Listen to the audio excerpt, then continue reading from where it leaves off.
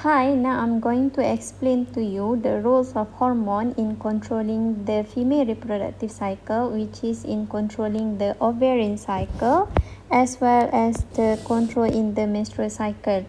So, first kali saya introduce dulu, ovarian cycle adalah the cyclic event that occur in the ovary, while the menstrual cycle adalah the changes that occur in the uterus. But you need to bear in mind that these two cycle occur at the same time dan dia dipengaruhi oleh kelima-lima hormon. Dan ada dua feedback mechanism yang mengawal female reproductive cycle adalah the first one is the negative feedback and the second one is the positive feedback. Kalau negative feedback maksud dia satu hormon meninggi akan berlaku negative feedback supaya satu lagi hormon akan menurun. Kalau positive feedback, satu hormon meninggi, maka satu lagi hormon pun akan semakin tinggi. Okay, so itu yang akan di-explain menggunakan this diagram. So, saya akan explain daripada diagram A, B, C, D dan E lah. So, saya explain kat kamu satu demi satu. Okay, so firstly, in female reproductive cycle, apa yang paling penting adalah hypothalamus. Hypothalamus will secrete GnRH. GnRH will stimulate the anterior pituitary gland to secrete FSH dengan LH. Okay, FSH pada mulanya dia akan tinggi di sini. So, dia akan stimulate, apa FSH buat? Dia akan stimulate the follicle in the ovary to grow.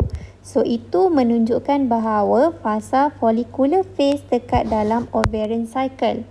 Pada masa yang sama, low level of FSH dengan LH ini menyebabkan hormon estrogen pun rendah. Estrogen dan progesteron pun rendah.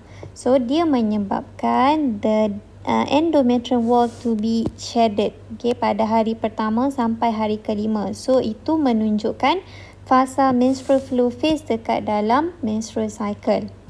Okay, then secondly adalah as the follicle grow, it will secrete the hormone estrogen. Bila follicle ini membesar daripada growing follicle kepada mature follicle, dia akan secrete hormone estrogen.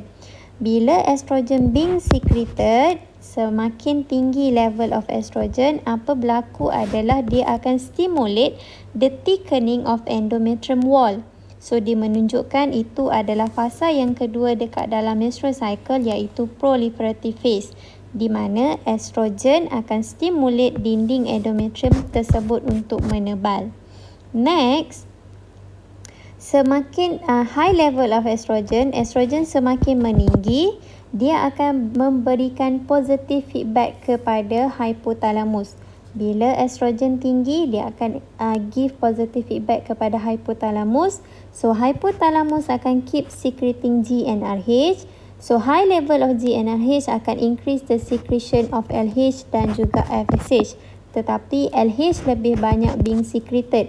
Sehinggalah LH ini mencapai dia punya puncak. So, puncak ni kita sebut dia sebagai surge. Surge of LH will stimulate proses ovulation, di mana the Graafian follicle ataupun the mature follicle will release the secondary oocyte to the fallopian tube. Okay, then after that, LH walaupun dia menurun selepas hari 14, dia akan stimulate the development of the corpus luteum. So, itu adalah fasa luteal phase dekat dalam ovarian cycle.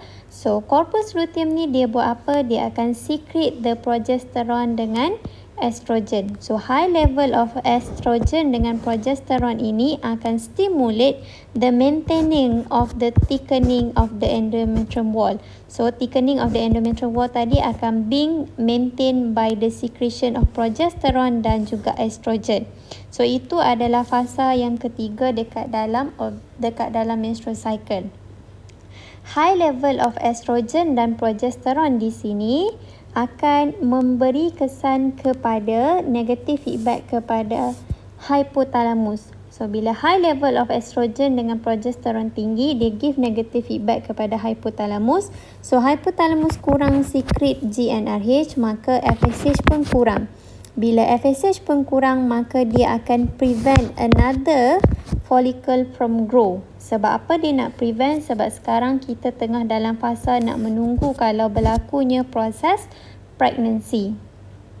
Okay, if the pregnancy does not occur, the corpus luteum will be degenerate. Bila corpus luteum will be degenerate, it will cause the sharp decline in the level of estrogen and progesterone.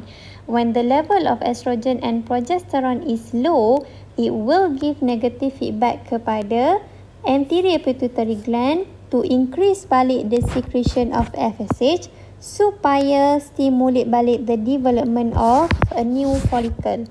So, maka a new cycle will begin untuk menstrual flow phase balik. That's